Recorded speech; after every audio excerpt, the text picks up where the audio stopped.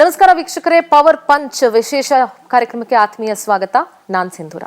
ಇವತ್ತಿನ power punch ಅಲ್ಲಿ ಬಹಳ ಬಹಳ ಬಹಳ ಇಂಪಾರ್ಟೆಂಟ್ ವ್ಯಕ್ತಿ ನಮ್ಮ ಜೊತೆಗಿದ್ದಾರೆ ಮತ್ತು ಕರ್ನಾಟಕದ ರಾಜಕಾರಣ ಅಂತ ಬಂದಾಗ ಇವರ ಹೆಸರನ್ನ ತೆಗೆದಿಡೋದಕ್ಕೆ ಸಾಧ್ಯನೇ ಇಲ್ಲ. ಅದರ ಜೊತೆಗೆ ಬಿಜೆಪಿಯ ಫೈರ್ ಬ್ರ್ಯಾಂಡ್ ಅಂತ ಕೂಡ ಅನೇಕ ಸಲ ಇವರನ್ನ ಕರೆದಿದ್ದು ಉಂಟು. ಜೊತೆಗೆ ರಾಜಕೀಯ ಮಾತ್ರ ಅಲ್ಲ, ಆಧ್ಯಾತ್ಮಿಕದ ವಿಚಾರ ಬಂದಾಗಲೂ ಕೂಡ ಇವರು ಅಷ್ಟೇ ಮುಂಚೂಣಿಯಲ್ಲಿರ್ತಾರೆ. ಸೊ ಬಹಳಷ್ಟು ದೇವರ ಮೇಲೆ ನಂಬಿಕೆಯನ್ನ ಇಟ್ಕೊಂಡು, ರಾಜಕೀಯದಲ್ಲಿ ತಮ್ಮದೇ ಆದಂಥ ಒಂದಷ್ಟು ಎಥಿಕ್ಸ್ಗಳನ್ನು ಇಟ್ಕೊಂಡು, ತಮ್ಮದೇ ಆದಂಥ ಒಂದು ನಾಯಕತ್ವ ಗುಣವನ್ನ ಅಳವಡಿಸ್ಕೊಂಡಿರುವಂಥ MLC ಆಗಿರುವಂಥ ಸನ್ಮಾನ್ಯ ಶ್ರೀ CT ರವಿ ಅವರು ನಮ್ಮ ಜೊತೆಗೆ ಜಾಯ್ನ್ ಆಗ್ತಾ ಇದ್ದಾರೆ. ಸರ್ ನಮಸ್ತೆ, ಕಾರ್ಯಕ್ರಮಕ್ಕೆ ಆತ್ಮೀಯ ಸ್ವಾಗತ. ನಮಸ್ಕಾರ.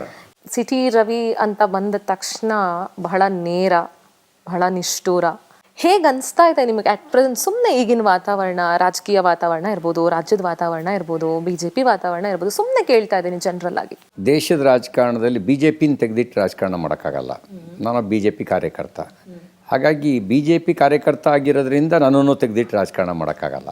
ನಾವೆಲ್ಲ ಐಡಿಯಾಲಜಿ ಕಾರಣಕ್ಕೆ ರಾಜಕಾರಣಕ್ಕೆ ಬಂದವರು. ನಾವು ಪ್ರವಾಹ ಬಂದರೂ BJP, ಬರ ಬಂದರೂ BJP, ಸಮೃದ್ಧಿ ಇದ್ದರೂ BJP. ಹಾಗಾಗಿ ನಾವು ವಿಚಲಿತರಾಗೋದೇ ಇಲ್ಲ. ಯಾವ ಪರಿಸ್ಥಿತಿನಲ್ಲೂ ಹಿಂಗೆ ಇರ್ತೀವಿ. ಗೆಲ್ತೀವೋ ಸೋಲ್ತೀವೋ, ಅಧಿಕಾರದಲ್ಲಿ ಇರ್ತೀವೋ ಬಿಡ್ತೀವೋ, ಕೆಲಸ ಅಂತೂ ನಿರಂತರವಾಗಿ ನಡೀತಾನೆ ಇರುತ್ತೆ. ನಾವು ಸಿದ್ಧಾಂತಕ್ಕಾಗಿ ರಾಜಕಾರಣಕ್ಕೆ ಬಂದವರು. ಹಿಂದುತ್ವ ನಮ್ಮ ಸಿದ್ಧಾಂತ. ಸೋಲಲ್ಲ, ಸಾವು ಬಂದರೂ ಸಿದ್ಧಾಂತ ಬಿಟ್ಟು ರಾಜಕಾರಣ ಮಾಡಲ್ಲ. ಆದರೆ ಇತ್ತೀಚಿನ ದಿನಗಳಲ್ಲಿ BJPಯಲ್ಲಿ ಒಂದಷ್ಟು ಆದಂಥ ಡೆವಲಪ್ಮೆಂಟ್ಸ್ ಇದೆಯಲ್ಲ, ಅದು ಎಲ್ಲೋ ಒಂದು ಕಡೆ ಮೂಲ BJPಗರ ಮನಸ್ಸಿಗೆ ನೋವುಂಟು ಮಾಡ್ತಾ ಅಂತ. ಇಲ್ಲ, ಪಾರ್ಟಿ ಬೆಳಿಬೇಕು ಅಂತ ಹೇಳಿದ್ರೆ ಹೊಸಬ್ರನ್ನ ಸೇರಿಸ್ಕೊಳ್ಳದೆ ಬೆಳೆಯೋಕ್ಕಾಗಲ್ಲ. ದೇಶ ಮೊದಲು ಅನ್ನೋ ತತ್ವ ಬಿಟ್ಟೇನು ರಾಜಕಾರಣ BJP ಮಾಡಲ್ಲ. ಬಂದವರು BJP ತತ್ವನ ಒಪ್ಕೊಳ್ಳೇಬೇಕು.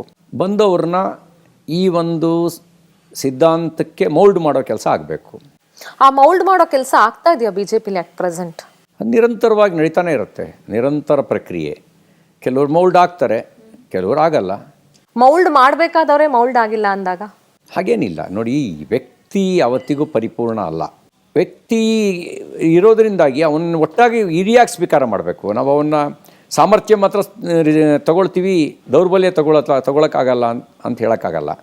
ಸಾಮರ್ಥ್ಯ ದೌರ್ಬಲ್ಯಗಳು ಒಟ್ಟಿಗೆ ತಗೊಂಡು ಆಮೇಲೆ ನಮ್ಮ ವಿಚಾರದ ಜೊತೆಗೆ ಮೋಲ್ಡ್ ಮಾಡ್ತಾ ಇಲ್ಲಿ ಕಲೆಕ್ಟಿವ್ ಆಗಿ ಕೆಲಸ ಮಾಡೋದು, ಅದ್ರ ಜೊತೆಗೆ ದೌರ್ಬಲ್ಯಗಳನ್ನು ದೂರ ಮಾಡ್ಕೊಳ್ತಾ ಬರೋದು, ಸಾಮರ್ಥ್ಯವನ್ನು ಹೆಚ್ಚಿಸ್ಕೊಳ್ತಾ ಬರೋದು.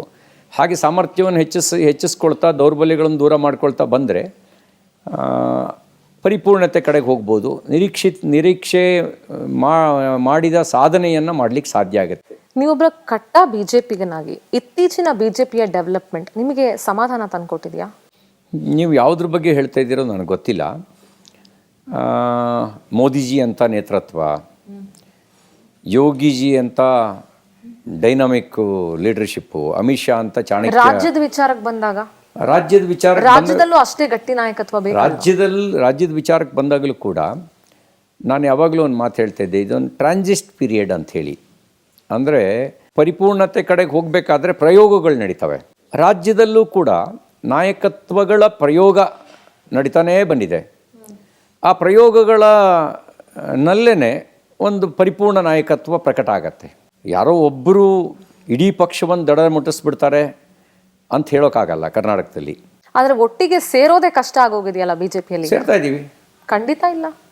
ಒಟ್ಟಿಗೆ ಕೆಲಸ ಮಾಡ್ತಾ ಇದ್ದೀವಿ ನಾವೆಲ್ಲ. ನಮಗೆಲ್ಲೂ ಆ ಥರದ ಒಡಕಿಲ್ಲ. 2 BJP ಆಫೀಸ್ ಇದೆಯಾ? ಇಲ್ಲ. BJP ಆಫೀಸ್ ಒಂದೇ ಇರ್ಬೋದು, ಆದರೆ ಅದು ಒಳಗಿರೋ ಬಾಗಿಲುಗಳು ಬೇಕಾದಷ್ಟು ಆಗೋಗಿದೆ ಅಂತ ಚರ್ಚೆ ಆಗ್ತಾ ಇದೆ. ಹಲವು ಕೊಠಡಿಗಳಿದ್ದಾವೆ, ಪ್ರತಿ ಕೊಠಡಿಗೂ ಒಂದೊಂದು ಬಾಗಿಲಿದೆ. ಆದ್ರೆ ಕೊಠಡಿ ಒಳಗೆ ಆಗ್ತಾ ಇರೋ ಚರ್ಚೆ ತುಂಬಾ ಬೇರೆ ಬೇರೆ ಚರ್ಚೆಗಳಿದೆ ಅಂತ. ಏನು ಒಮ್ಮತದ ಚರ್ಚೆ ಇಲ್ಲ, ಏನು ಆ ರೀತಿ ಚರ್ಚೆ ಆಗ್ತಿಲ್ಲ. ನಾವೆಲ್ಲರೂ ಭಾರತೀಯ ಜನತಾ ಪಾರ್ಟಿ ಜನಪರವಾಗಿ ಕೆಲಸ ಮಾಡಬೇಕು, ಜನಪರವಾಗಿ ಹೋರಾಟ ಮಾಡಬೇಕು ಅನ್ನೋ ಚಿಂತನೆ ಇಟ್ಕೊಂಡೇ ಕೆಲಸ ಮಾಡ್ತಾ ಇದ್ದೀವಿ. ಮತ್ತು ಜನಪರ ಕಾರ್ಯದ ಮೂಲಕನೇ ಅಧಿಕಾರಕ್ಕೆ ಬರ್ತೀವಿ. ನಿಮ್ಮಲ್ಲೇ ಇರುವಂಥ ಒಂದಷ್ಟು ಜನ ವಿಜೇಂದ್ರ ಅವರ ಬದಲಾವಣೆಗೋಸ್ಕರ ಪಟ್ಟು ಹಿಡಿದು ಕೂತ್ಕೊಂಡಿದ್ದಾರೆ. ಯಾಕೆ ವಿಜೇಂದ್ರ ಅವರ ನಾಯಕತ್ವದ ಮೇಲೆ ಅಷ್ಟು ನಂಬಿಕೆ ಇಲ್ವಾ? ವಿಜೇಂದ್ರ ಅವರನ್ನ ಒಪ್ಪಿಕೊಳ್ಳೋದಕ್ಕೆ 3 ವರ್ಷ ಆದ್ರೂ ಆಗ್ತಾ ಇಲ್ವಾ ಅಂತ? ನಾವೆಲ್ಲ ಒಪ್ಕೊಂಡಿದ್ದೀವಿ, ನಮ್ಗೆ ಯಾವ ತಕರಾರು ಇಲ್ಲ. ನಮಗೆ ನೀವು ನೋಡಿ, ಪ್ರಜಾಪ್ರಭುತ್ವ ಅಂತಂದರೆ ಅಭಿಪ್ರಾಯಗಳ ಒಟ್ಟು ಮೊತ್ತ. ಏಕ ಅಭಿಪ್ರಾಯ ಪ್ರಜಾಪ್ರಭುತ್ವ ಆಗಲ್ಲ. ಆದ್ರೆ ಅದು ಹೊರಗಡೆ ಬಂದು ಸ್ಟೇಟ್ಮೆಂಟ್ ಕೊಡೋ ಮಟ್ಟಕ್ಕೆ ಬರಬಾರ್ದಲ್ವಾ? ಪಕ್ಷದ ಗೌರವನೂ ಅದರಲ್ಲಿ ಇದೆ ಅಲ್ವಾ? ಇಂಟರ್ನಲ್ ಡೆಮಾಕ್ರಸಿ ಜಾಸ್ತಿ ಇದ್ದಾಗ, ಆಂತರಿಕ ಪ್ರಜಾಪ್ರಭುತ್ವ ಜಾಸ್ತಿ ಇದ್ದಾಗ ಹಾಗಾಗಿ ಸ್ವಲ್ಪ ಸ್ವಾತಂತ್ರ್ಯವನ್ನು ತೆಗೆದುಕೊಂಡು ಹೊರಗಡೆ ಮಾತಾಡ್ತಾರೆ. ಆದರೆ ಹೊರಗಡೆ ಮಾತಾಡಬಾರ್ದು. ಅಕಸ್ಮಾತ್ ಏನಾದ್ರು ಇದ್ದರೂ ಕೂಡ ಒಮ್ಮೆ ನಿರ್ಣಯ ಆದಮೇಲೆ ಆ ನಿರ್ಣಯ ನಮ್ಮದು ಅಂತ ಸ್ವೀಕಾರ ಮಾಡಬೇಕು. ಎಲ್ಲರೂ ನಮ್ಮ ರೀತಿಯಲ್ಲೇ ಇರಬೇಕು ಅನ್ನೋದು ಆಸೆ. ಎಲ್ಲರೂ ಒಂದೇ ರೀತಿ ಇರೋಕ್ಕೆ ಸಾಧ್ಯ ಆಗೋದಿಲ್ಲ ಪ್ರಜಾಪ್ರಭುತ್ವ. ಆ ಕಾರಣಕ್ಕೆ ರವಿ ಅವರು ರಾಷ್ಟ್ರ ರಾಜಕಾರಣದನ್ನು ನೋಡಿದವರು, ಅಲ್ಲಿ ಅನುಭವವನ್ನ ಹೊಂದಿರೋರು, ಪಕ್ಷ ಸಂಘಟನೆಗೆ ಜಾಸ್ತಿ ಒತ್ತು ಕೊಟ್ಟವರು, ರಾಜ್ಯ ರಾಜಕಾರಣದಲ್ಲೂ ಕೂಡ ಬಹಳಷ್ಟು ಅನುಭವಿ ಇರೋರು. ಆದರೂ ಕೂಡ ರಾಜ್ಯಾಧ್ಯಕ್ಷನಾಗುವ ಎಲ್ಲ ಅವಕಾಶಗಳು ಅಥವಾ ಯೋಗ್ಯತೆ ಅರ್ಹತೆ ಇದ್ರೂ ಕೂಡ ಅವರಿಗೆ ಆ ಸ್ಥಾನ ಸಿಗಲಿಲ್ಲ ಅಂತ ಬಿಜೆಪಿಯಲ್ಲೇ ಒಂದಷ್ಟು ಜನ ಮಾತಾಡೋರಿದ್ದಾರೆ. ನಿಮ್ಮ ಹಿತೈಷಿಗಳು ಮಾತಾಡಿದ್ದಿದೆ, ನಿಮ್ಮ ಅಭಿಮಾನಿಗಳು ಮಾತಾಡಿದ್ದಿದೆ. ಇದಕ್ಕೇನು ಹೇಳ್ತೀರಿ? ಈಗ ನಾನು 88ರಲ್ಲಿ BJPಗೆ ಸದಸ್ಯತ್ವ ಸ್ವೀಕಾರ ಮಾಡಿದಾಗ ನನಗೆ ಕೊಟ್ಟ ಮೊದಲ ಜವಾಬ್ದಾರಿ ಬೂತ್ ಅಧ್ಯಕ್ಷ. ಬೂತ್ ಅಧ್ಯಕ್ಷನಿಂದ ರಾಷ್ಟ್ರೀಯ ಪ್ರಧಾನ ಕಾರ್ಯದರ್ಶಿಯವರೆಗೂ ಪಕ್ಷ ನನಗೆ ಜವಾಬ್ದಾರಿ ಕೊಟ್ಟಿದೆ. ಇದರ ನಡುವೆ ಇವೆಲ್ಲ ಜವಾಬ್ದಾರಿ. ಆದರೆ ಯಾವ ಕಾರಣಕ್ಕೆ ಕೊಟ್ಟಿದ್ದು? BJP ಕಾರ್ಯಕರ್ತ ಅನ್ನೋ ಕಾರಣಕ್ಕೆ. ಬಹುಶಃ ನಾನು ಬದುಕಿರೋವರೆಗೂ ನನ್ನಿಂದ ಕಿತ್ಕೊಳ್ಳೋಕ್ಕಾಗದೇ ಇರೋದು, ಬೇರ್ಪಡಿಸೋಕ್ಕೆ ಸಾಧ್ಯ ಆಗದೇ ಇರೋದು ಆ BJP ಕಾರ್ಯಕರ್ತ ಅನ್ನೋದನ್ನು. ಇನ್ನು ಉಳಿದಿದ್ದು ಬರ್ತಾ ಇರುತ್ತೆ, ಹೋಗ್ತಾ ಇರುತ್ತೆ. ನಿಮ್ಮ ಸೋಲಿಗೆ ಪಕ್ಷದಲ್ಲಿ ಇರೋರೇ ಒಂದಷ್ಟು ಜನ ಪಿತೂರಿಯನ್ನ ನಡೆಸಿದ್ರು ಅನ್ನೋ ವಿಚಾರಗಳು ಕೂಡ ಹಬ್ಬಿತ್ತು. ಅದು ನಿಮಗೂ ಗೊತ್ತಿದೆ. ಎಲೆಕ್ಷನ್ನಿನ ಸೋಲು ನನ್ನ ಸೋಲಲ್ಲ, ನನ್ನ ವಿಚಾರದ ಸೋಲು ಅಲ್ಲ. MLA ಎಲೆಕ್ಷನ್ ಸೋಲು. ನಾನು ಇನ್ನೊಬ್ಬರ ಕಡೆಗೆ ಬೆಟ್ ಮಾಡಿ ತೋರಿಸೋದಿಲ್ಲ. ನಮ್ಮ ಪ್ರಾರ್ಥನೆಯಲ್ಲಿ ಒಂದು ಸಾಲು ಬರುತ್ತೆ, ಅಜಯ್ಯಾಂಚ ದೇಹಿಷ್ಯ ವಿಶ್ವಸ್ಯ ಶಕ್ತಿ. ಅಂದರೆ ವಿಶ್ವದ ಎಲ್ಲ ಶಕ್ತಿಗಳು ಎದುರಾಗಿ ಬಂದು ನಿಂತರೂ ಕೂಡ ಮಣಿಸಲಾರದಷ್ಟು ಶಕ್ತಿಯನ್ನು ಕೊಡು ಅನ್ನೋದು ಆ ಪ್ರಾರ್ಥನೆಯ ಅರ್ಥ. ಹಾಗೆ ಎಲ್ಲರೂ ಎದುರುಗಡೆ ಬಂದಾಗಲೂ ಕೂಡ ಅವ್ರು ನಮ್ಮನ್ನು ಸೋಲ್ಸೋಕ್ಕಾಗದೇ ಇರೋ ಸಾಮರ್ಥ್ಯವನ್ನು ಗಳಿಸ್ಕೊಳ್ಬೇಕಾಗಿತ್ತು. ಗಳಿಸ್ಕೊಳ್ಳದೇ ಇರೋದ್ರಿಂದಾಗಿ ಸೋಲು ಬಂದಿದೆ. ಬಟ್ ಆದರೆ ದೌರ್ಬಲ್ಯವನ್ನ ಹೇಗೆ ಮೆಟ್ಟಿ ನಿಲ್ತೀರಿ ಮುಂದಿನ ದಿನಗಳಲ್ಲಿ? ನಾವು ಚರೈವೇತಿ ಅಂತ ಮುಂದೆ ಹೋಗ್ತೀವಿ ಅಂತ ಹೇಳಿದ್ನಲ್ಲ, ನಮ್ಮ ಕೆಲಸ ನಾವು ಮಾಡ್ತಾ ಹೋಗ್ತಿರೋದು. ಉಳಿದಿದ್ದು ಜನರ ತೀರ್ಪಿಗೆ ಬಿಡೋದು. ಪ್ರಜಾಪ್ರಭುತ್ವದಲ್ಲಿ ಜನರ ತೀರ್ಪನ್ನು ಸ್ವೀಕಾರ ಮಾಡಬೇಕು. ಅಲ್ಲೇ ಕೊರಗ್ತಾ ಕೂತ್ಕೊಳ್ಳೋದು ನನ್ನ ಸ್ವಭಾವ ಅಲ್ಲ. ನಾವೊಂದು ಉದ್ದೇಶದ ಸಾಧನೆಗಾಗಿ ರಾಜಕೀಯ ಕ್ಷೇತ್ರಕ್ಕೆ ಬಂದಿದ್ದೇನೆ. ಆ ಉದ್ದೇಶದ ಸಾಧನೆಗಾಗಿ ರಾಜಕಾರಣ ಮಾಡ್ತಾಯಿದ್ದೀನಿ. MLA ಆಗಿ ಸೋತಿದ್ರೇನಂತೆ, ಕಾರ್ಯಕರ್ತನಾಗಿ ಪಕ್ಷವನ್ನು ಬಲಗೊಳಿಸೋದಕ್ಕೆ ಏನು ಬೇಕೋ ಆ ಕೆಲಸ ಮಾಡ್ತಾ ಇದ್ದೀನಲ್ಲ. ರಾಜ್ಯಾಧ್ಯಕ್ಷರ ರೇಸಲ್ಲಿ ರವಿ ಅವರಿದ್ದಾರಾ? ನಾನು 94ರ ನಂತರ ಪಕ್ಷದಲ್ಲಿ ನನಗಾಗಿ ಏನೂ ಪಡ್ಕೊಂಡಿಲ್ಲ. ಪಕ್ಷ ಕೊಟ್ಟಿದ್ದನ್ನು ಸ್ವೀಕಾರ ಮಾಡಿದ್ದೀನಿ. 94ರ ವಿಧಾನಸಭಾ ಚುನಾವಣೆಯಲ್ಲಿ ಚಿಕ್ಕಮಗಳೂರಲ್ಲಿ ಅಭ್ಯರ್ಥಿ ಆಗೋದಕ್ಕೆ ಪ್ರಯತ್ನ ಮಾಡಿದ್ದೆ. ಅದಾದಮೇಲೆ ನಾನು ಮತ್ತೆ ನನಗಾಗಿ ಏನೂ ಕೇಳಿಲ್ಲ. ಈ ತಮಿಳುನಾಡು, ಅಂಡಮಾನ್ ನಿಕೋಬಾರು, ಪಾಂಡಿಚೇರಿ, ಗೋವಾ, ಮಹಾರಾಷ್ಟ್ರ ಉಸ್ತುವಾರಿಯಾಗಿ ಕೆಲಸ ಮಾಡೋದಕ್ಕೆ ಜವಾಬ್ದಾರಿ ಕೊಟ್ಟಿತ್ತು. ಪಶ್ಚಿಮ ಬಂಗಾಳದಲ್ಲಿ, ಗುಜರಾತ್ನಲ್ಲಿ, ಉತ್ತರ ಪ್ರದೇಶದಲ್ಲಿ, ದೆಹಲಿನಲ್ಲಿ ಚುನಾವಣಾ ಕಾರ್ಯ ಜವಾಬ್ದಾರಿ ಕೊಟ್ಟಿತ್ತು. ಕೆಲಸ ಮಾಡಿದ್ದೀನಿ. ಒಟ್ಟಿನಲ್ಲಿ ಬಿಜೆಪಿಯಲ್ಲಿ ನಾಯಕತ್ವ ಬದಲಾವಣೆ ಕೂಗು ಇಷ್ಟು ದಿವಸ ಕಾಂಗ್ರೆಸ್ ಅಲ್ಲಿತ್ತು. ಈಗ ಬಿಜೆಪಿಯಲ್ಲಿ ರಾಜ್ಯಾಧ್ಯಕ್ಷರ ಬದಲಾವಣೆಯ ಕೂಗು ಒಂದಷ್ಟು ಸಂಚಲನ ಸೃಷ್ಟಿಸ್ತಾ ಇದೆ. ನಾವು ಈಗ ನಾಯಕತ್ವ ಬದಲಾವಣೆ ಪಕ್ಷದ ಒಳಗಡೆಗಿಂತ ಕರ್ನಾಟಕದಲ್ಲಿ ಕಾಂಗ್ರೆಸ್ ಸರ್ಕಾರ ಬದಲಾಗಬೇಕು ಅಂತ ಬಯಸಿ ಹೋರಾಟ ಮಾಡಬೇಕು. ಅದಕ್ಕೆ ಇತ್ತೀಚೆಗೆ ಇದೇ ರೀತಿ ಹೋದ್ರೆ ನಿಮ್ಮ ಆಸೆ ಈಡೇರುತ್ತೆ ಅಂತ ಅನ್ಸುತ್ತಾ ನಿಮಗೆ? NDA ಪ್ರಮುಖರ ಜೊತೆಲೂ ಮಾತಾಡಿದ್ದೀವಿ. ನಾವಿಬ್ಬರು ಒಟ್ಟಿಗೆ ಸೇರಿ ಹೋರಾಟ ಮಾಡ್ತೀವಿ. ಅವರೇನೋ ಅವಕಾಶ ಕೊಡ್ತಾರೆ ಅಂತ ಕಾಯೋದು ಬೇಡ. ನಾವು ಜನಪರ ಕಾರ್ಯ ಮಾಡೋಣ, ಜನಪರ ಹೋರಾಟ ಮಾಡೋಣ. ಜನ ನಮಗೆ ಅವಕಾಶ ಕೊಡ್ತಾರೆ. ಇತ್ತೀಚಿನ ದಿನಗಳಲ್ಲಿ ಸಿಕ್ಕಾಪಟ್ಟೆ ದೊಡ್ಡ ಮಟ್ಟದಲ್ಲಿ ಸುದ್ದಿ ಆಗಿತ್ತು ಅಂದರೆ ರಾಮ ಮಂದಿರದ ದೇಣಿಗೆ ಹಣವನ್ನು ಕದ್ದಂಥ ವಿಚಾರ. ಕಾಣಿಕೆ ಹಣ, ದೇಣಿಗೆ ಹಣ ಅಲ್ಲ, ಹುಂಡಿ ಕಾಣಿಕೆ ಹಣ. ಹುಂಡಿ ಕಾಣಿಕೆ ಹಣ. ಕಳ್ಳರನ್ನ ಕೆಲವ್ರನ್ನ ಬಂಧಿಸಿ ಆ ಕಳ್ತನದ ಮಾಲನ್ನು ವಶಪಡಿಸಿಕೊಳ್ಳುವಂಥ ಕೆಲಸವನ್ನು ಮಾಡಿ ತನಿಖೆಯನ್ನು ಕೂಡ ಉತ್ತರ ಪ್ರದೇಶದ ಸರ್ಕಾರ ಮುಂದುವರಿಸಿದೆ. ರಾಷ್ಟ್ರೀಯ ಪುನರುತ್ಥಾನದ ಸಂಕೇತವಾಗಿರ್ತಕ್ಕಂಥ ರಾಮ ಮಂದಿರ. ಹಾಗಾಗಿ ನಮಗೂ ದುಃಖ ಆಗಿದೆ. ಅದ್ರ ಬಗ್ಗೆ ಯಾಕೆ ಮೋದಿ ಅವರೆಲ್ಲೂ ಬಂದು ಮಾತಾಡಲಿಲ್ಲ? ನಮ್ಗೆ ಅದ್ರ ಬಗ್ಗೆ ನಮಗೂ ದುಃಖ ಆಗಿದೆ. ಆದರೆ ಅಲ್ಲಿರೋದು ಯೋಗಿ ಸರ್ಕಾರ ಯಾರು ಭಕ್ತರ ಭಾವನೆಗೆ ಘಾಸಿಗೊಳಿಸಿದಾರೋ ಅವ್ರನ್ನ ಬಿಡೋ ಪ್ರಶ್ನೆ ಇಲ್ಲ. ನಿರ್ದಾಕ್ಷಿಣ್ಯ ಕ್ರಮ ತಗೊಂಡಿದೆ, ಕೈಗೊಳ್ಳುತ್ತೆ. ಕಾಣಿಕೆ ಕಳವಾಗೋಯ್ತು ಅನ್ನೋದಕ್ಕಿಂತ ಹೆಚ್ಚಾಗಿ ಅಲ್ಲಿನ ನಂಬಿಕೆ ಕಳ್ತನ ಆಯ್ತು ಅಂತ ಅನಿಸ್ತಾ. ನಂಬಿಕೆ ಯಾವತ್ತೂ ನೋಡಿ, ಯಾರೋ ಒಬ್ಬ ಹುಂಡಿ ಹಣ ಕದ್ಕೊಂಡು ಹೋದ ಅಂತ ಹೇಳಿ ನಾವು ರಾಮನ ಹುಂಡಿ ಮೇಲೆ ಭಕ್ತಿ ಇಟ್ಟವರಲ್ಲ. ನಾವು ರಾಮನ ಮೇಲೆ ಭಕ್ತಿ ಇಟ್ಟಿರೋರು. ಹುಂಡಿ ಕಳ್ತನ ಮಾಡಿರೋರನ್ನ ಯೋಗಿ ಸರ್ಕಾರ ಬಿಡೋ ಪ್ರಶ್ನೆ ಇಲ್ಲ. ಅಲ್ಲಿರೋದು ರಾಮಭಕ್ತರ ಸರ್ಕಾರ ಅಲ್ಲ, ರಾವಣನ ಸರ್ಕಾರ ಇಲ್ಲ ಅಲ್ಲಿ. ಅಲ್ಲಿರೋದು ರಾಮಭಕ್ತರ ಸರ್ಕಾರ ಇದೆ. ಯಾರು ಭಕ್ತರ ಭಾವನೆ ಘಾಸಿ ಮಾಡಿದ್ದಾರೆ ಅವ್ರನ್ನ ಬಿಡೋ ಪ್ರಶ್ನೆ ಇಲ್ಲವೇ ಇಲ್ಲ. ಅದು ನನಗೆ ಆಶ್ಚರ್ಯ ಆಗ್ತಿರೋದೇನು ಅಂದರೆ, ಯಾವ ಮಂದಿ ರಾಮ ಮಂದಿರದ ನಿರ್ಮಾಣವನ್ನೇ ವಿರೋಧಿಸಿದ್ರು, ಯಾವ ಮಂದಿಯಲ್ಲಿ ಶಾಲೆ ಕಟ್ಟಲಿ, ಅಲ್ಲಿ ಶೌಚಾಲಯ ಕಟ್ಟಲಿ, ಅಲ್ಲಿ ಆಸ್ಪತ್ರೆ ಕಟ್ಟಲಿ ಅಂತ ಪುಕ್ಷಟೆ ಸಲಹೆ ಕೊಡ್ತಾ ಇದ್ರು, ಆ ಜನ ರಾಮ ಮಂದಿರದ ಹುಂಡಿಯ ಕಳ್ತನ ಆದಾಗ ಸಂಭ್ರಮ ಪಡ್ತಾ ಇದ್ದಾರೆ. ಅಂದರೆ ಅವರಿಗಿದು ರಾಮನ ಮೇಲಿನ ಭಕ್ತಿಯ ವಿಷಯ ಅಲ್ಲ, ಅವರಿಗೆ ರಾಜಕಾರಣದ ವಿಷಯ. ಕರ್ನಾಟಕ ಸರ್ಕಾರದಲ್ಲಿ ಭ್ರಷ್ಟಾಚಾರ ಆಗ್ತಿದೆ ಅನ್ನುವಂತ ವಿಚಾರವನ್ನ ಬಿಹಾರ ಚುನಾವಣಾ ಸಂದರ್ಭದಲ್ಲಿ ಮಾತಾಡುವಂತ ಮೋದಿ ಅವರು ಇದ್ರ ಬಗ್ಗೆ ಯಾಕೆ ಮಾತಾಡ್ತಾ ಇಲ್ಲ ಅಂತ ಜನ ಕೇಳ್ತಾ ಇದ್ದಾರೆ. ನೀಟ್ ಕ್ವೆಶ್ಚನ್ ಪೇಪರ್ಸ್ ಲೀಕ್ ಆದಾಗ ಯಾಕೆ ಇದ್ರ ಬಗ್ಗೆ ಮಾತಾಡ್ಲಿಲ್ಲ? ಧರ್ಮೇಂದ್ರ ಪ್ರಧಾನ್ ಅವ್ರ ರಾಜೀನಾಮೆ ಯಾಕೆ ಪಡ್ಕೊಳ್ಳಿಲ್ಲ? ಒಂದೇ ಸಲ ಅಲ್ಲ ಪೇಪರ್ ಲೀಕ್ ಆಗಿರೋದು, ಅನೇಕ ಬಾರಿ ಪೇಪರ್ ಲೀಕ್ ಆಗಿದೆ, ಎಷ್ಟೋ ಜನರ ಸಾವಾಯ್ತು. ಅದಾದ್ಮೇಲೆ ಬಿಜೆಪಿಗರು ಇದಕ್ಕೆ ಬಂದು ಮಾತಾಡೋರು ಅವತ್ತ್ಯಾಕೆ ಮಾತಾಡ್ಲಿಲ್ಲ? ಕಳ್ತನ ಮಾಡಿದ ಕಳ್ಳನನ್ನು ಹಿಡಿದು ಈಗಾಗಲೇ ಜೈಲಿಗೆ ಕಳಿಸಲಾಗಿದೆ. ಅವರ ಆಸ್ತಿಪಾಸ್ತಿಯನ್ನು ಜಪ್ತಿ ಮಾಡಲಾಗಿದೆ. ಅದನ್ನು ಬಿಡೋ ಪ್ರಶ್ನೆ ಇಲ್ಲ. ನೀವು ಕಳ್ಳರನ್ನ ಹಿಡಿದೇ ಇದ್ರೂ ತಪ್ಪು ಅನ್ಬೇಕು. ಕಳ್ಳರನ್ನ ಹಿಡಿದಿದೆ ಅಲ್ಲಿ, ಇಲ್ಲಿ ಬನ್ನಿ, ಕರ್ನಾಟಕದ ವಿಷಯಕ್ಕೆ ಬನ್ನಿ. KPSCನಲ್ಲಿ ಹಗರಣಗಳ ಮೇಲೆ ಹಗರಣ ಆಯಿತು. ಮುಖ್ಯಮಂತ್ರಿ ರಾಜೀನಾಮೆ ಕೊಡಬೇಕು ಅಂತ ಕೇಳಿದ್ರೆ ಒಂದು ತಮಾಷೆ ಅಂತ ಅನ್ಸಲ್ವಾ? ಎಷ್ಟು ಸಲ ಕೇಳಿದಿರಿ? ಅಧ್ಯಕ್ಷರು ರಾಜೀನಾಮೆ ತಗೊಂಡಿದ್ದಾರಲ್ಲ. ಮುಖ್ಯಮಂತ್ರಿ ರಾಜೀನಾಮೆ ಕೊಡಬೇಕು ಅಂತ ಕೇಳಿದ್ರೆ ಒಂದು ತಮಾಷೆ ಅಂತ ಅನ್ಸುತ್ತಾ ಇಲ್ವಾ? ಹಾಸ್ಯಾಸ್ಪದ ಅಂತ ಅನ್ಸುತ್ತಾ ಇಲ್ವಾ? ಹಾಗೆಯೇ ನೀವೇನು ನೀಟ್ ಎಕ್ಸಾಮ್ ಹೇಳಿದ್ರಲ್ಲ, ಯಾರು ಕ್ವಶನ್ ಪೇಪರ್ ಲೀಕ್ ಮಾಡಿದ್ರು ಅವ್ರನ್ನ ಬಂಧಿಸಿ ಹೆಡೆಮರಿಗೆ ಕಟ್ಟಿ ಅದರ ವಿಶ್ವಾಸಾರ್ಹತೆಯನ್ನು ಪುನರ್ಸ್ಥಾಪಿಸೋದಕ್ಕೆ ಸ್ವಯಂ ಪ್ರಧಾನಮಂತ್ರಿಗಳೇ ಜವಾಬ್ದಾರಿ ತೆಗೆದುಕೊಂಡು ವಾಯುಸೇನೆಯ ವಿಮಾನದ ಮೂಲಕ ಪ್ರಶ್ನೆ ಪತ್ರಿಕೆಗಳನ್ನು ಕಳಿಸ್ಕೊಟ್ಟು ಮಾನಿಟರ್ ಮಾಡಿ ಹಗರಣ ಮರುಕಳಿಸಿದಂತೆ ಮಾಡಲಾಯಿತು.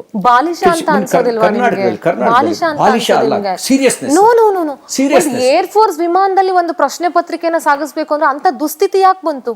ಯಾಕೆ ಅಂದ್ರೆ ಆ ರೀತಿ ಒಂದು ಪರೀಕ್ಷೆ ಮಾಡ್ಬೇಕಲ್ಲ ದೇಶದಲ್ಲಿ. ಯಾಕೆ ಅಂತಂದ್ರೆ ಕ್ವಶನ್ ಪೇಪರ್ ಲೀಕ್ ಮಾಡುವಂತ ಮಹಾನುಭಾವರು ಇದ್ರಲ್ಲ, ಹಿಂದೆ ಲೀಕ್ ಆದ್ರೆ ಸುದ್ದಿಯೇ ಆಗದಂತೆ ಮುಚ್ಚಾಕರು. ಈಗ ಹಂಗೆ ಮುಚ್ಚಾಕ್ಲಿಲ್ಲ. ಮತ್ತೆ ಅಲ್ಲ, ಯಾಕೆ ಲೀಕ್ ಆಗ್ತಾ ಇದೆ ಅಂತ ಅಂದರೆ ವ್ಯವಸ್ಥೆ ಒಳಗೆ, ಈ ಸಮಾಜದ ವ್ಯವಸ್ಥೆ ಒಳಗಡೆನೆ ಲಾಲಸೆ ಇರ್ತಕ್ಕಂಥವ್ರು, ಹಣಕ್ಕಾಗಿ ಇನ್ಯಾವುದೋ ಕಾರಣ ಸ್ಥಾನಕ್ಕಾಗಿ ಲಾಲಸೆ ಇರ್ತಕ್ಕಂಥವ್ರು ವ್ಯವಸ್ಥೆ ಒಳಗೆ ಇರ್ತಾರೆ. ಅದನ್ನ ಗೊತ್ತಾದ ತಕ್ಷಣ ಸರ್ಕಾರ ಹೆಂಗೆ ಸ್ಪಂದಿಸ್ತು? ಬಿಜೆಪಿ ಇದ್ದಾಗ್ಲೂ ಕಾಂಗ್ರೆಸ್ ಇದ್ದಾಗ್ಲೂ ಹಲವಾರು ಬಾರಿ ಆ ರೀತಿ ಆಕ್ಷನ್ ತಗೊಂಡಿದ್ದಾರೆ. ಸನ್ಮಾನ್ಯ ಮಲ್ಲಿಕಾರ್ಜುನ್ ಖರ್ಗೆ ಅವರು ಗೃಹ ಸಚಿವರಾಗಿದ್ದರು. ಕಂಟಿನ್ಯೂಸ್ಲಿ ಚರ್ಚ್ಗಳಲ್ಲಿ ಬ್ಲಾಸ್ಟ್ ಆಯಿತು. ಆಗ ಅವರು ಸಾರ್ವಜನಿಕ ಹೇಳಿಕೆ ಕೊಟ್ಟರು. ಈಗ ಹಿಂಗೆ ಅವ್ರ ಮಗ ಹೇಳ್ತಾರಲ್ಲ, ಹಾಗೆ ಇದರಲ್ಲಿ RSS ಕೈವಾಡ ಇದೆ ಅಂತ ಹೇಳಿದರು. ಮಾರುತಿ ವ್ಯಾನ್ನಲ್ಲಿ ಬಾಂಬ್ ತಗೊಂಡು ಹೋಗಬೇಕಾದ್ರೆ ಜಂಪ್ ಮಾಡಿದಾಗ ಆಕಸ್ಮಿಕವಾಗಿ ಬಾಂಬ್ ಸಿಡಿದು ಆಮೇಲೆ ಪತ್ತೆ ಆಯಿತು. ಅವನು ಚರ್ಚಿಗೆ ತಗೊಂಡು ಹೋಗ್ತಿದ್ದು, ಚರ್ಚಿಗೆ ಬ್ಲಾಸ್ಟ್ ಮಾಡಲಿಕ್ಕೆ. ದೀನ್ದಾರ್ ಅಂಜುಮನ್ ಸಿದ್ದಿಕಿ ಅಂತಕ್ಕಂಥ ಹುಬ್ಬಳ್ಳಿ ಮೂಲದ ಒಂದು ಸಂಸ್ಥೆ, ಪಾಕಿಸ್ತಾನದ ಜೊತೆಗೆ ಲಿಂಕ್ ಇರೋದು, ಆ ಸಂಘಟನೆ ಎಲ್ಲ ಭಯೋತ್ಪಾದಕ ಚಟುವಟಿಕೆ ಮಾಡಿತ್ತು ಅಂತ ಹೇಳಿತ್ತು. ಆ ಬಾಂಬ್ ಸ್ಫೋಟದ ಕಾರಣಕ್ಕೂ ಮಲ್ಲಿಕಾರ್ಜುನ್ ಖರ್ಗೆ ಸಾಹೇಬರು ರಾಜೀನಾಮೆ ಕೊಡಲಿಲ್ಲ. ತಾನು ಇನ್ನೊಂದು ಸಂಸ್ಥೆ ಮೇಲೆ ಆರೋಪ ಹೊರಿಸದೆ, ಒಂದು ದೇಶಭಕ್ತಿ ಸಂಸ್ಥೆ ಮೇಲೆ ನನ್ನ ತಪ್ಪಾಗಿದೆ ಅನ್ನುವಂಥ ಸಾರ್ವಜನಿಕ ಕ್ಷಮೆಯಾಚನೆಯೂ ಮಾಡಲಿಲ್ಲ ಮತ್ತು ನೈತಿಕ ಹೊಣೆಯನ್ನು ಹೊರಲಿಲ್ಲ. ಅಂಥದ್ದೇ ಪ್ರಕರಣಗಳು, ಸಾವಿರಾರು ಪ್ರಕರಣಗಳು ಕರ್ನಾಟಕದಲ್ಲೂ ನಡೆದಿದ್ದಾವೆ. ಕ್ವಶನ್ ಪೇಪರ್ ಲೀಕ್ ಆಗೋದು ಸಾಮಾನ್ಯ ಅಂತ ಬಿಜೆಪಿ ಸರ್ಕಾರ ಯಾವತ್ತೂ ಭಾವಿಸಿಲ್ಲ, ಅದು ಹೇಳಿಲ್ಲ. ಮತ್ತೆ ಇಂಥದ್ದು ನಡಿಬಾರ್ದು ಅನ್ನುವ ಎಚ್ಚರವನ್ನು ವಹಿಸಿ ನಡೆಯದಂತೆ ಎಕ್ಸಾಮ್ ನಡೆಸಿದ್ದಾರೆ. ಅದಕ್ಕೆ ನಾನು ನಿಮ್ಮ ಹತ್ರ ವಿನಂತಿ ಮಾಡೋದೇನು ಅಂದರೆ, ಮೋದಿ ಸರ್ಕಾರಕ್ಕೆ ಮತ್ತು ನಮ್ಮ ಧರ್ಮೇಂದ್ರ ಪ್ರಧಾನ್ ಅವರಿಗೆ ಅಭಿನಂದನೆ ಹೇಳಬೇಕು. ಇಂಥದನ್ನ ನಡೆಯಕ್ಕೆ ಬಿಟ್ಟಿಲ್ಲ ಅಂತ ಹೇಳಿ. ಇಲ್ಲ, ಜನರ ಆಂಗಲ್ ಇಂದ ನಿಂತ್ಕೊಂಡು, ಜನರ ಇದಾಗಿ ನಿಂತ್ಕೊಂಡು ನಾನು ಖಂಡಿತ ಮೋದಿ ಸರ್ಕಾರಕ್ಕೆ ಈ ವಿಚಾರದಲ್ಲಿ ಧನ್ಯವಾದ ಹೇಳಲ್ಲ. ಪರೀಕ್ಷಾ ಪೇ ಚರ್ಚೆ ಮಾಡುವಂತ ಮೋದಿ ಅವರು ಇಂಥದ್ದೊಂದು ಘಟನೆ ನಡೆದಾಗ ವಿದ್ಯಾರ್ಥಿಗಳನ್ನು ಉದ್ದೇಶಿಸಿ ಮಾತನಾಡಬೇಕಾಗಿತ್ತು ಅಂತ ನಿರೀಕ್ಷೆ ಮಾಡೋದ್ರಲ್ಲಿ ಏನೂ ತಪ್ಪಿಲ್ಲ. ಈ ವ್ಯವಸ್ಥೆ ಒಳಗೆ ಇರೋರು ಎಲ್ಲರೂ ಮೋದಿಯಷ್ಟೇ ಪ್ರಾಮಾಣಿಕರಿಲ್ಲ. ಯಾರೋ ಒಬ್ಬ ಒಂದು ಎಕ್ಸಾಮಿನೇಷನ್ ಸೆಂಟರ್ನಲ್ಲಿ ಆತ ಕ್ವಶನ್ ಪೇಪರ್ನ ಲೀಕ್ ಮಾಡಿದ್ರೆ, ಲೀಕು ಧರ್ಮೇಂದ್ರ ಪ್ರಧಾನಿ ಅವ್ರ ಕಡೆಯಿಂದ ಆಗಿದ್ದರೆ ಅದು ಅಪರಾಧ ಆಗ್ತಿತ್ತು. ಯಾರೋ ಒಬ್ಬ ಕೆಳ ಹಂತದಲ್ಲಿರುವಂಥ ಒಬ್ಬ ವ್ಯಕ್ತಿ ಅದನ್ನು ಲೀಕ್ ಮಾಡಿದರೆ ಅವನನ್ನು ಬಲಿ ಹಾಕೋ ಕೆಲಸ ಮಾಡ್ತು. ಅವ್ರನ್ನ ಒಳಗೆ ಹಾಕಿದ್ರೋ ಇಲ್ವೋ? ಯಾವ ದೇಶದ ಯಾವ ಪರೀಕ್ಷೆಗಳು ಯಾವ ದೇಶದಲ್ಲೂ ಆ ಹಂತಕ್ಕೆ ಹೋಗಬಾರ್ದು, ಅದು ದುಸ್ಥಿತಿ. ಅದು ಎಲ್ಲ ಪರೀಕ್ಷೆಗಳು ಸುಗಮವಾಗಿ ನಡಿಬೇಕು, ವಿದ್ಯಾರ್ಥಿಗಳು ಮರುಪರೀಕ್ಷೆ ಬರೆಯೋದಿದೆಯಲ್ಲ ಅದೇ ದುರಂತ ಅಂತ ಹೇಳ್ತೀನಿ ನಾನು. ನಿಮ್ಮ ಒಂದು ದೃಷ್ಟಿಯಲ್ಲಿ ಹೇಳ್ತಾ ಇದ್ದೀರಿ, ಅಕಸ್ಮಾತು ಏನೂ ನಡೆದೇ ಇಲ್ಲ ಅಂತ ತಿಪ್ಪೆ ಸಾರಿಸಿದ್ರೆ ಒಂದಷ್ಟು ಜನ ಅನೈತಿಕ ಮಾರ್ಗದಿಂದ ನೀಟ್ನಲ್ಲಿ ಮೆಡಿಕಲ್ ಸೀಟನ್ನ ಗಿಟ್ಟಿಸ್ಕೊಂಡಿದ್ರೆ ಪ್ರತಿ ವರ್ಷ ಅದು ಒಂದು ಭ್ರಷ್ಟ ವ್ಯವಸ್ಥೆಯನ್ನು ಪೋಷಿಸಿದಂತ ಆಗ್ತಿತ್ತು. ಒಪ್ಕೊಳ್ತೀನಿ. ಮೋದಿಜಿಯವರು ಭ್ರಷ್ಟ ವ್ಯವಸ್ಥೆಯನ್ನು ಪೋಷಣೆ ಮಾಡಿಲ್ಲ, ಮಾಡೋದು ಇಲ್ಲ. ಜನರಿಗೆ ಆ ನಂಬಿಕೆ ಇರೋ ಕಾರಣಕ್ಕೋಸ್ಕರನೇ ಭಾಳ ಜನ ಈ ವಿಷಯವನ್ನು ಇಟ್ಕೊಂಡು ವಿದ್ಯಾರ್ಥಿಗಳನ್ನು ಕೆರಳಿಸೋ ಪ್ರಯತ್ನ ಮಾಡಿದಾಗಲೂ ಕೂಡ ಅವ್ರು ಕೆರಳಲಿಲ್ಲ. ಯಾಕೆ ಅಂದರೆ ಎಲ್ಲೋ ಒಂದು ಕಡೆ ಆಕಸ್ಮಿಕವಾದ ತಪ್ಪುಗಳಾಗಿದೆ, ಉದ್ದೇಶಪೂರ್ವಕವಾದ ತಪ್ಪಾಗಿಲ್ಲ ಅನ್ನೋದು ಪೋಷಕರಿಗೂ ಗೊತ್ತು, ವಿದ್ಯಾರ್ಥಿಗಳಿಗೂ ಗೊತ್ತು. ಹಾಗಾಗಿಯೇ ಅವರು ಮತ್ತೆ ಮರು ಎಕ್ಸಾಮ್ ಬರೆದ್ರು. ಆ ಒಂದು ನಂಬಿಕೆಯನ್ನು ಮೋದಿಜಿಯವರು ಉಳಿಸ್ಕೊಂಡಿದ್ದಾರೆ. ಬಿಡದಿ ಟೌನ್ಶಿಪ್ ವಿಚಾರವಾಗಿ ಬಿಜೆಪಿ ಹೋರಾಟವನ್ನು ನಡೆಸ್ತು, ರೈತರ ಜೊತೆಗೆ ನಿಂತ್ಕೊಳ್ತೀವಿ ಅಂತ ಹೇಳ್ತು. ರಾಜ್ಯ ಕಾಂಗ್ರೆಸ್ ಸರ್ಕಾರ ಬಲವಂತವಾಗಿ ರೈತರಿಂದ ಭೂಮಿ ಕಿತ್ಕೊಳ್ಳೋಕೆ ಹೊರಟಿದೆ ಅನ್ನೋದು ಬಿಜೆಪಿಯ ವಾದ. ಸತ್ಯ ಕೂಡ ಹೌದು. ನಾವು ಅದಕ್ಕಾಗಿ ವಿರೋಧ ಮಾಡ್ತಿರೋದು. ನಾವು ಬಿಡದಿ ಟೌನ್ಶಿಪ್ಪನ್ನು ಯಾಕೆ ವಿರೋಧಿಸ್ತಾ ಇದ್ದೀವಿ ಅಂದರೆ, ಟೌನ್ಶಿಪ್ ಆಗಬಾರ್ದು ಅನ್ನೋ ಕಾರಣಕ್ಕಲ್ಲ. 80% ರೈತರು ಒಪ್ಪಿದರೆ 20% ಜನರನ್ನು ಮನವೊಲಿಸೋ ಕೆಲಸ ನಾವೇ ಮಾಡ್ತಿದ್ವಿ. ಈಗ 80% ರೈತರು ವಿರೋಧ ಮಾಡ್ತಾ ಇದ್ದಾರೆ. ವಿರೋಧ ಮಾಡ್ತಾ ಇದ್ದಾಗ ನಾವು ಮುಖ್ಯಮಂತ್ರಿಗಳಿಗೆ ಹೇಳ್ತಾ ಇದ್ದೀವಿ, ಮುಖ್ಯಮಂತ್ರಿಗಳೇ ಹಠಮಾರಿ ಧೋರಣೆ ಬಿಡಿ.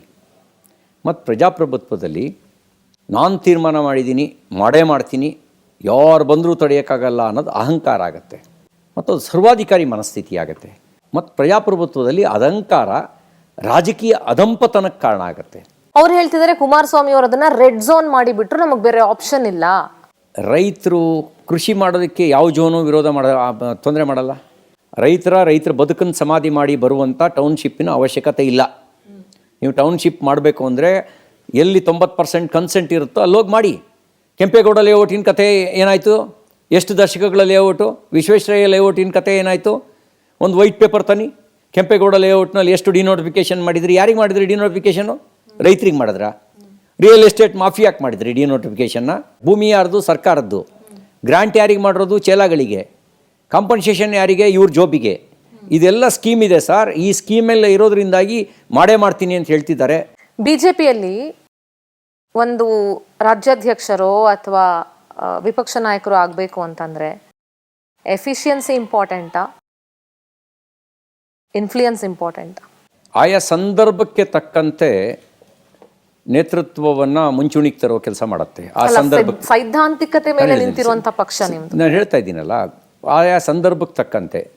ಈಗ ಯುದ್ಧ ಭೂಮಿಯಲ್ಲಿ ಯಾರಿದ್ದಾರೆ, ಯಾರ ಎದುರುಗಡೆ ಯಾರನ್ನು ನಿಲ್ಲಿಸಿದರೆ ಸೂಕ್ತ ಅಂತ ಯೋಚನೆ ಮಾಡಬೇಕು. ಏನು ಅಸ್ತ್ರ ಬಿಡ್ತಾರೆ, ಅಸ್ತ್ರಕ್ಕೆ ಪ್ರತ್ಯಸ್ತ್ರ ಏನು ಅನ್ನೋದನ್ನು ಯೋಚನೆ ಮಾಡಬೇಕು. ಹಾಗಾಗಿ ಪಕ್ಷದ ನಮ್ಮ ಪಾರ್ಲಿಮೆಂಟ್ರಿ ಬೋರ್ಡು ಇವತ್ತಿನ ಸಂದರ್ಭಕ್ಕೆ ಏನು ಸೂಕ್ತ ಅಂತ ಯೋಚನೆ ಮಾಡಿದೆ. DK ಶಿವಕುಮಾರ್ ಅವರ ನಾಯಕತ್ವದ ಬಗ್ಗೆ ನಿಮಗೆ ನಿರೀಕ್ಷೆಗಳು ಏನೇನಿದೆ ಮತ್ತು ಪ್ರೆಸೆಂಟ್ ಅವರ ನಾಯಕತ್ವದ ಬಗ್ಗೆ ನಿಮ್ಮ ಅಭಿಪ್ರಾಯ ಏನು? ಎಲ್ರಿಗೂ ಮುಖ್ಯಮಂತ್ರಿ ಆಗುವ ಅವಕಾಶ ಸಿಗಲ್ಲ. ಅವರು ಕೇಳಿ ಕೇಳಿ ಪಡ್ಕೊಂಡ್ರು. ಅವ್ರಿಗೆ ದೇವರು ಅವಕಾಶ ಕೊಟ್ಟಿದ್ದಾನೆ. ಯೋಗ ಇಲ್ಲದೆ ಇದ್ದರೆ ಯೋಗ್ಯತೆನೂ ಸಿಗಲ್ಲ ಅಷ್ಟು ಸುಲಭವಾಗಿ. ಈ ಸ್ಥಾನ ಸಿಗಲ್ಲ. ಯೋಗದಿಂದ ಸ್ಥಾನ ಸಿಕ್ಕಿದೆ. ಒಳ್ಳೆ ಮುಖ್ಯಮಂತ್ರಿ ಆಗೋದು ಯೋಗ್ಯತೆಯ ಮೂಲಕ. ನಾನು ಆಶಯ ವ್ಯಕ್ತಪಡಿಸ್ತೀನಿ, ನೀವು ಯೋಗ್ಯತೆಯನ್ನು ಗಳಿಸಿ ಒಳ್ಳೆ ಮುಖ್ಯಮಂತ್ರಿಯಾಗಿ ಅಂತ. ಮನುಷ್ಯನಿಗೆ ಹೊಟ್ಟೆ ತುಂಬಿದ ಮೇಲೆ ಹಸಿವು ಕಡಿಮೆ ಆಗಬೇಕು. ಹೊಟ್ಟೆ ತುಂಬಿದ ಮೇಲೂ ಹಸಿವೇ ಇದ್ದರೆ ಅದು ರೋಗವಾಗಿಬಿಡುತ್ತೆ. ಇದನ್ನು ನಾನು ಯಾವುದಕ್ಕೆ ಅರ್ಥೈಸ್ಕೊಳ್ಬೇಕು? ನಮ್ಮ ಯಾರು ದರ್ಶಕರಿದ್ದಾರೆ ಅವರಿಗೆ ಅರ್ಥ ಆಗುತ್ತೆ ನಾನು ಯಾವ ಹಿನ್ನೆಲೆಯಲ್ಲಿ ಹೇಳಿದ್ದೀನಿ ಅಂತ. ಪ್ರಿಯಾಂಕ್ ಖರ್ಗೆ ಅವರು RSSನ ವಿರೋಧ ಮಾಡೋದಕ್ಕೆ ಅಂತಾನೆ ಗೃಹ ಇಲಾಖೆಯನ್ನು ಆಯ್ಕೆ ಮಾಡ್ಕೊಂಡ್ರ ಅಂತ. He is our brand ambassador to promote RSS. RSS ಪ್ರಚಾರ ಬಯಸೋದಿಲ್ಲ. ಸದ್ದಿಲ್ಲದೆ ವ್ಯಕ್ತಿಗೆ ಸಂಸ್ಕಾರ ಕೊಡೋ ಕೆಲಸ ಮಾಡುತ್ತೆ, ಸಾಮರಸ್ಯ ಮೂಡಿಸೋ ಕೆಲಸ ಮಾಡುತ್ತೆ. ದೇಶಕ್ಕೆ ಒಳ್ಳೇದು ಮಾಡುವಂಥ ಯಾವ ಅವಕಾಶನೂ ಕೂಡ RSS ರಿಜಿಸ್ಟರ್ ಮಾಡ್ಕೊಳ್ಳೋಕೆ ಏನು ಪ್ರಾಬ್ಲಮ್ ಅಂತ ಬಿಟ್ಕೊಟ್ಟಿಲ್ಲ. ಆ RSSನ ಜಪ ಮಾಡೋದ್ರ ಮೂಲಕ ಬಹುಶಃ ಮುಂದೊಂದು ದಿನ ಅವರು RSS ಸ್ವಯಂ ಸೇವಕರಾದರೂ ಆಶ್ಚರ್ಯ ಇಲ್ಲ. DK ಶಿ ಅವ್ರ ಸದನದಲ್ಲಿ ನಮ್ಮ ನಮಸ್ತೆ ಸದಾ ವತ್ಸಲೆ ಅನ್ನೋ ಥರ ಇಲ್ಲ ನೋಡಿ, ನಮಸ್ತೆ ಸದಾ ವತ್ಸಲೆ ಮಾತೃಭೂಮಿ ಅನ್ನೋದ್ರೊಳಗೆ ತಪ್ಪು ಹುಡುಕೋರು ದೇಶದ ಬಗ್ಗೆ ಸದ್ಭಾವನೆ ಇಲ್ಲದೆ ಇರೋರು ಮಾತ್ರ ತಪ್ಪು ಹುಡುಕ್ತಾರೆ. ತಾಯಿ ನಿನಗೆ ವಂದಿಸುವೆ ಅಂತ ಹೇಳೋದು ಅದರೊಳಗೆ ತಪ್ಪು ಹುಡುಕೋದು, ದೇಶಭಕ್ತರಿಂದ ನಿರೀಕ್ಷೆ ತಪ್ಪು ಹುಡುಕಕ್ಕೆ ಸಾಧ್ಯನಲ್ಲ. ಅವ್ರು ತಪ್ಪು ಹುಡುಕೋರೆಲ್ಲ ದೇಶದ್ರೋಹಿಗಳೇ ಇರ್ತಾರೆ. ರಾಷ್ಟ್ರೀಯ ಸ್ವಯಂ ಸೇವಕ ಸಂಘ ಇರೋದು ಇಲ್ಲೇ, ಹಿಂದೂ ಸ್ವಯಂ ಸೇವಕ ಸಂಘ ಅಂತ ಬೇರೆ ದೇಶಗಳಲ್ಲಿದೆ. ಇಲ್ಲಿ ನಮ್ಮ ಸಂವಿಧಾನದಲ್ಲಿ ಯಾವುದೇ ರೀತಿ ಕಾರ್ಯನಿರ್ವಹಿಸೋದಾದರೂ ರಿಜಿಸ್ಟ್ರೇ ಮಾಡ್ಕೊಳ್ಬೇಕು ಅಂತ ಕಡ್ಡಾಯ ಇದ್ದರೆ ರಿಜಿಸ್ಟರ್ ಮಾಡ್ಕೊಳ್ತೀವಿ, ಆಪ್ಷನ್ ಇದೆಯಲ್ಲ. ಆಲ್ರೆಡಿ ಪರಿಷತ್ ಚುನಾವಣೆಯಲ್ಲೇ ಅಡ್ಡ ಮತದಾನ ಆಗಿ ನಿಮ್ಮವರೊಂದಷ್ಟು ಜನ ಕಾಂಗ್ರೆಸ್ಸಿಗೆ ಓಟ್ ಹಾಕಿರೋದ್ರಿಂದ ಬರುವಂತ ಚುನಾವಣೆಯಲ್ಲಿ ಮತ್ತೊಮ್ಮೆ ಬಿಜೆಪಿ ಸಂಪೂರ್ಣವಾಗಿ ಗೆದ್ದು ಅಧಿಕಾರಕ್ಕೆ ಬರುತ್ತೆ ಅನ್ನೋ ವಿಶ್ವಾಸ ನಿಮಗಿದೆಯಾ? ಡಿ.ಕೆ. ಶಿವಕುಮಾರ್ ಅವರ ಸ್ಟ್ರಾಟಜಿ ಮುಂದೆ ಬಿಜೆಪಿಯ ಸ್ಟ್ರಾಟಜಿ ವರ್ಕ್ ಆಗುತ್ತೆ ಅಂತ ಅನ್ಸುತ್ತಾ ನಿಮಗೆ? JDS ಬೆಂಬಲಿತ ಅಭ್ಯರ್ಥಿಯಾಗಿದ್ದರು Byrathi Suresh. Now is Congress man. That time he was JDS supported MLC candidate. ಆಗ ಕಾಂಗ್ರೆಸ್ಸಿಗರು ಕ್ರಾಸ್ ಔಟ್ ಮಾಡಿದರು. ಆವಾಗ ಅಸಹಾಯಕತೆಯಿಂದ ಜಗಳ ಆಡ್ತಿದ್ದದ್ದು ಯಾರು ಅಂದರೆ ಡಿ.ಕೆ. ಶಿವಕುಮಾರ್ ಅವರು. ಅಸಹಾಯಕತೆ ಅವರಿಗೆ. ಹಾಗಾಗಿ ಅವರೇನು ಅಜೇಯವಾಗಿರುವಂಥ ಶಕ್ತಿ ಅಂತ ಭಾವಿಸಬೇಡಿ. ಸರ್ಕಾರ ಇತ್ತು. ನಾನು ಭಾವಿಸ್ತಲ್ಲ, ನಿಮ್ಮ ಒಳಗಿರೋ ಒಂದಷ್ಟು ಜನ ಭಾವಿಸ್ತಿದ್ದಾರೆ. ಸರ್ಕಾರ ಇತ್ತು. ಅವರು ಉಪಮುಖ್ಯಮಂತ್ರಿ. ಅವ್ರ ತಮ್ಮ ಡಿ.ಕೆ. ಸುರೇಶ್ ಅವರು NDA ಅಭ್ಯರ್ಥಿ ಎದುರುಗಡೆ ಸೋತರು. ಕನಕಪುರ ಹೊರತುಪಡಿಸಿ ಹೌದು, ಇನ್ನು ಎಲ್ಲ ಕ್ಷೇತ್ರಗಳಲ್ಲೂ ಕೂಡ BJP ಲೀಡ್ ತಗೊಳ್ತು. ಒಳ್ಳೆ ಕೆಲಸ ಮಾಡಿದ್ರೆ ಒಳ್ಳೆ ಮುಖ್ಯಮಂತ್ರಿ ಅಂತಂತೂ ಜನ ಹೇಳ್ತಾರೆ. ಗೆಲ್ಲಿಸ್ತಾರೋ ಸೋಲಿಸ್ತಾರೋ ಅದು ಗೊತ್ತಿಲ್ಲ, ಯಾಕೆಂದರೆ ಒಳ್ಳೆ ಕೆಲಸಗಳೇ ಗೆಲುವಿಗೆ ಕಾರಣ ಆಗಿಬಿಡ್ತವೆ ಅಂತಲೂ ಇಲ್ಲ, ಹೇಳೋಕ್ಕಾಗಲ್ಲ. ಆದರೆ ಒಳ್ಳೆ ಮುಖ್ಯಮಂತ್ರಿ ಅಂತಲಂತೂ ಹೇಳ್ತಾರೆ. ಭ್ರಷ್ಟಾಚಾರ ಮಾಡಿದರೆ ಭ್ರಷ್ಟ ಮುಖ್ಯಮಂತ್ರಿ ಅಂತ ಹೇಳ್ತಾರೆ. ಮುಂಬರುವಂತಹ ದಿನಗಳಲ್ಲಿ ರಾಜ್ಯದಲ್ಲಿ ಗ್ಯಾರಂಟಿಗಳನ್ನ ಘೋಷಿಸದೆ ಚುನಾವಣೆಗೆ ಹೋಗುವಂಥ ಧೈರ್ಯ ಬಿಜೆಪಿಗಿದೆಯಾ? ನೋಡಿ, ಯುದ್ಧ ನೀತಿ ಎದುರಾಳಿ ಯಾವ ಶಸ್ತ್ರವನ್ನು ಹೂಡ್ತಾನೆ ಅನ್ನೋದ್ರ ಮೇಲೆ ನಿರ್ಣಯ ಆಗತ್ತೆ. ಅವರು ಆಗ್ನೇಯಾಸ್ತ್ರವನ್ನು ಹೂಡಿದರೆ ನಾವು ವರುಣಾಸ್ತ್ರವನ್ನು ಹೂಡಬೇಕಾಗತ್ತೆ. ಅವ್ರು ಬ್ರಹ್ಮಾಸ್ತ್ರವನ್ನು ಹೂಡಿದರೆ ಪ್ರತಿ ಅಸ್ತ್ರವಾಗಿ ಬ್ರಹ್ಮಾಸ್ತ್ರವನ್ನೇ ಹೂಡಬೇಕು. ನಿಮ್ಮ ಬತ್ತಳಿಕೆಯಲ್ಲಿ ಯಾವ ಅಸ್ತ್ರ ಇಟ್ಕೊಂಡಿದ್ದೀರಾ? ನಮ್ಮ ಬತ್ತಳಿಕೆಯಲ್ಲಿ ಎಲ್ಲ ಅಸ್ತ್ರಗಳು ಇದ್ದಾವೆ. ಅವ್ರು ಯಾವ ಅಸ್ತ್ರವನ್ನು ಹೂಡ್ತಾರೋ ಅದಕ್ಕೆ ಪ್ರತಿ ಅಸ್ತ್ರವನ್ನು ಹೂಡ್ತೇವೆ. ಕಾವೇರಿ ನದಿ ನೀರಿನ ಹೋರಾಟ ಇಲ್ಲಿವರೆಗೂ ಬರ್ತಾ ಇದೆ, ನಿಮಗೂ ಗೊತ್ತಿದೆ. ಆ್ಯಂಡ್ ರೈತರಿಗೆ ನೀರಿಲ್ಲ, ಬರುತ್ತೆ ಈ ಸಲ ಅಂತ ಎಕ್ಸ್ಪೆಕ್ಟೇಷನ್ಸ್ ಇದೆ. ಆಲ್ರೆಡಿ ಕೆಲವು ಜಿಲ್ಲೆಗಳಲ್ಲಿ ಬರ ಇದೆ, ಮಳೆ ಸರಿಯಾಗಿ ಆಗ್ತಾ ಇಲ್ಲ. ಈ ವಿಚಾರವಾಗಿ ಏನು ಹೇಳ್ತೀರಿ? ಈಗ 60% ಮಳೆ ಕೊರತೆ ಕಾಡ್ತಾ ಇದೆ. ಹೌದು.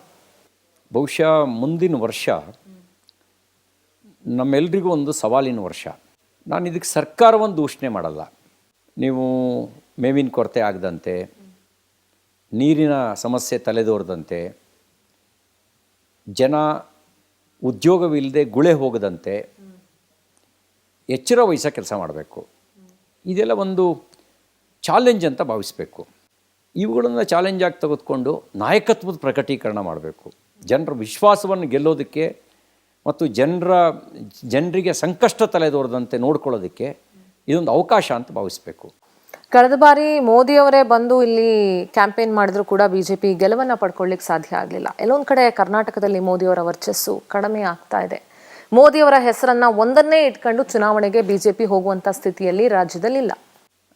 ನಾವು ನಮ್ಮ ಕೆಲವು ಸರ್ಕಾರದ ತೀರ್ಮಾನಗಳು, ಚುನಾವಣೆ ಸಂದರ್ಭದಲ್ಲಿ ಮಾಡಿದ್ದು ಕೆಲವು ತಪ್ಪುಗಳು, ಆ ಕಾರಣಕ್ಕೆ ನಾವು ಸೋತಿದ್ದೇವೆ.